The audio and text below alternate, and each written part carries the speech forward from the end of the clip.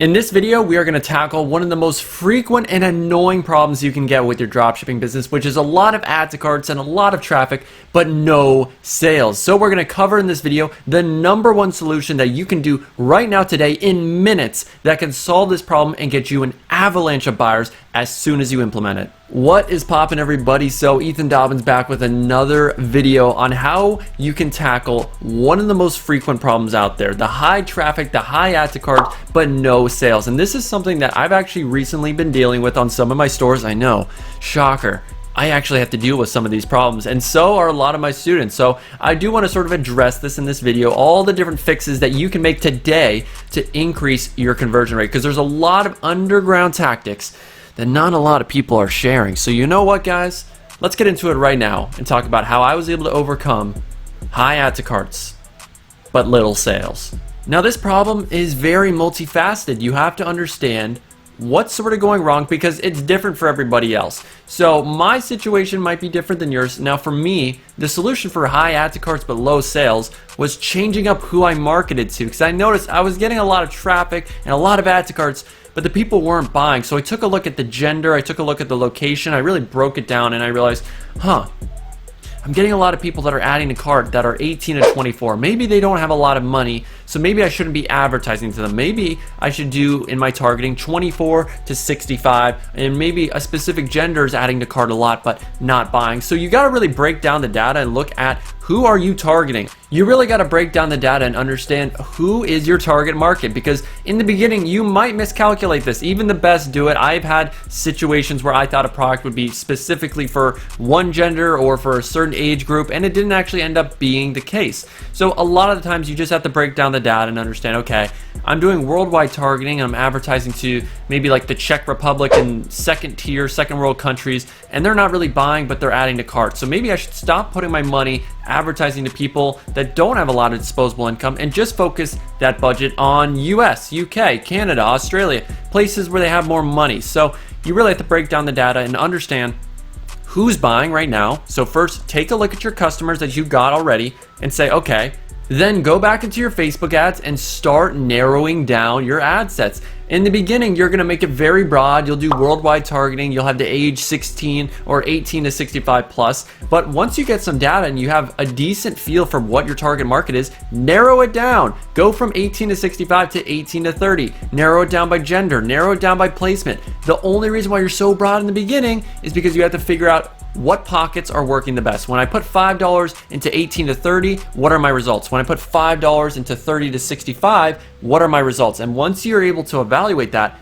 that's when you break it down and get more specific, and that's how you're gonna make the most out of your money and actually target and advertise to the right people. Okay, so the first thing we covered is your traffic just not being the right audience. You're just not marketing to the right people. But what happens when you are marketing to the right people, but they're just not buying? Well, that means your offer isn't enticing enough. So you have to work on your price, the deal, the sale, whatever you're doing to make people want to buy. You have to improve upon it because it's not enough. And this is an area that a lot of people don't actually tweak. They don't actually change this. They don't change their price. They stick with, oh, I'm going to do $39.99 and I'm not going to ever touch it ever again.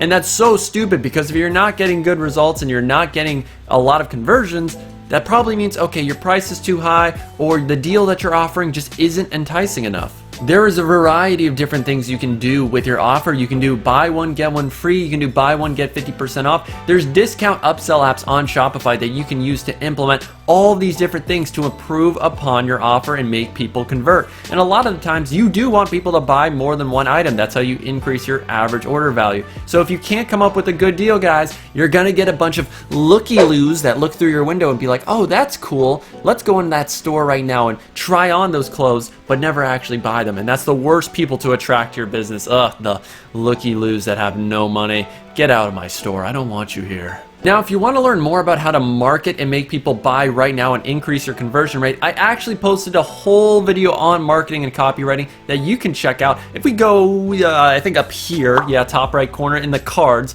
where you can check that out, guys. It's a really, really simple tutorial. I think it's about 12, 14 minutes long, and you are not going to regret watching that, because a lot of you guys don't even realize your copywriting, your marketing, it's a little bit weak. So you can always improve those muscles, work them out a little bit. Check out that video. It's not going to hurt whatsoever to your sales game. So we're also going to check out some websites so I can sort of illustrate what it would look like when you have a bad offer that people are not actually that interested in. So let's hop onto the computer and let's check out some websites and how they can improve their offer and their product page in general. Let's take a look at some examples here. Now, the first off, I want to look at Ultimate Cable Saver. Now, both of these examples are people that have contacted me about their offer not converting very well. So we're going to actually do their offer for them for free. I know, Ethan, you're a saint. You're an absolute charity. So let's get into this right now, looking at this product page. So here's the offer. You get these cable protector, these little tiny things that will protect your cable, 6 of them for $12. Wow, that's a pretty good offer, but why are people not taking it? Well, these little things aren't that high quality, and first off, I would never sell anything like this because first off, way too cheap. It's not a high perceived value item. It's something you can find anywhere and in stores, so that actually might be a big problem this person's having. The product isn't that good, and that actually does go into the whole, hey, you're getting a lot of add to carts, but no one's purchasing because they're not that interested. This is not an emotional product. But if we were to take a look and we're offering 6 pieces, $12, how can we make this a more enticing offer? Well, we could do a bigger compare at price. So instead of $15.99, so like what? You're saving $3? Whoever goes into online shop and be like, oh my god, if I don't buy now, I won't save $3. Dude, that's my rent right there, man. I have to buy. Like, dude, come on, $3? That's the best you can do? At least make it like $29.99, $34.99, like something actually reasonable, like a Black Friday type sale. Because when you're advertising stuff like this, you do have to do a pretty large, like 60-70% off sale if you're going to make people buy right now. So that's the first thing I would do.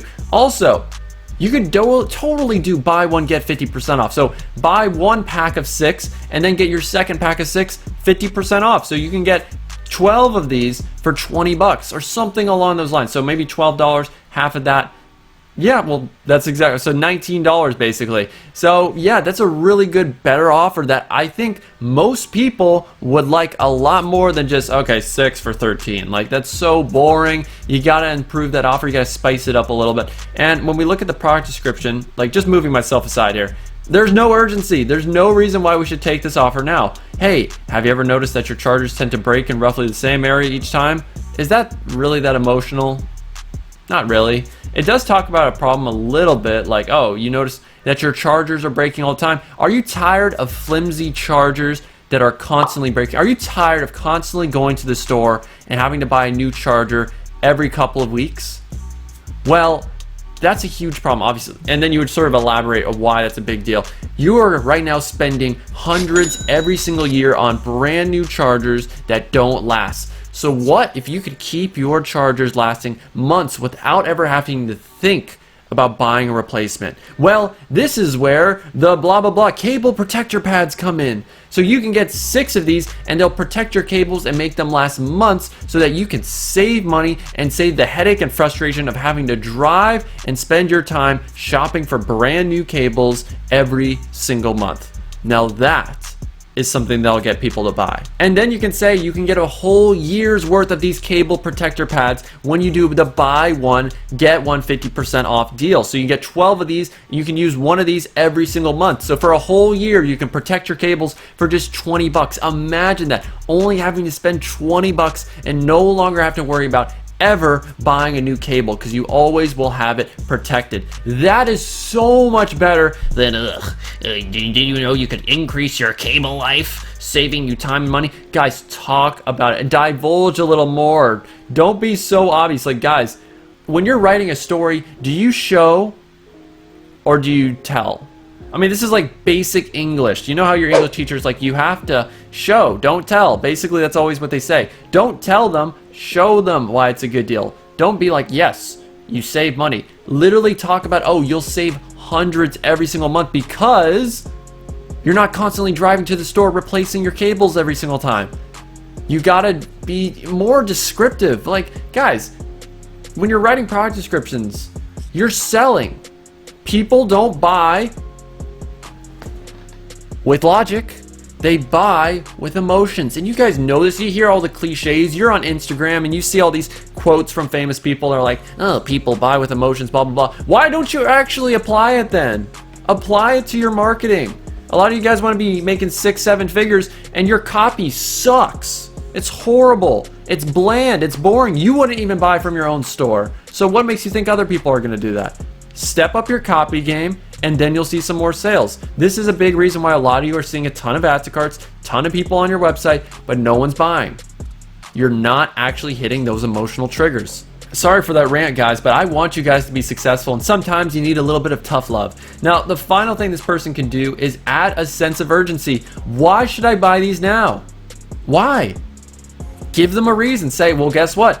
$12.99 is the current sale price, and the comparative price is $34.99. So, guys, for the next 12 hours only, you can save $22 off your cable protector pads, but it's only for the next 50 customers, or oh, limited time sale, or we have a limited amount. Like, guys, there's definitely a ton of different ways you can increase the amount of urgency without doing shady countdown timers and all that BS that looks incredibly spammy. Now, this is one of my men's jewelry brands that I'm starting to test with a little bit, and I want to just show you what I've done here so that you can replicate this and try to model this when you're doing your own selling. Now, I'm advertising a necklace here. This is self-explanatory. This isn't something that I really need to do much harping about the emotional triggers, because the only reason why someone would buy is if they think it's cool. So scrolling down here, I have a little payment badge. So I have this secured and trusted just to add a little more sort of trust to my website so that they know, okay, cool, so that I can check out with all this stuff. And it looks cool. It doesn't look like a really spammy in your face. It's all black, all white. It looks really cool. So next we get into the description, blah, blah, blah, blah, blah. 2 sentences max, have a picture, got the sizes. But where do we have the urgency? Well, guess what? For the next 12 hours only, you can save over $20 off the Bolt pendant. So this is where you can talk about it. Right at the end, have a call to action. Say, click add to cart right now to save $20 off your order, or save 40% off your order. Have some sort of urgency. Give people a reason why they should buy now, or they will never buy. Now, getting into another example that someone sent me on Instagram just to show you. Okay, so heart link chain bracelet. Now, just getting all the other factors out of the way, that okay, the website doesn't look that good, you only have a home and catalog, there's no track your order, there's no about us, there's a lot of shady stuff going on. If I was just to critique the product page, guys, is this going to convince you to buy? Be honest. And then when you go down to partner products, guys, who the hell is going to buy necklaces, or sorry, bracelets from a brand that also sells fruit shaper cutters and honeycomb LED like, what the hell is this brand? What? This has nothing related to the actual first product. The only partner product should be stuff that's related, like other bracelets or other things that are complementary to a heart link chain bracelet. What is this? It doesn't make any sense. The product description has nothing about the product. Just, oh, this is literally the AliExpress description. You can have 2 to 3 sentences that describe the product and how cool it is, or how you can gift it to one of your friends. So maybe you're advertising to men and saying, hey, do you want to surprise the one you love?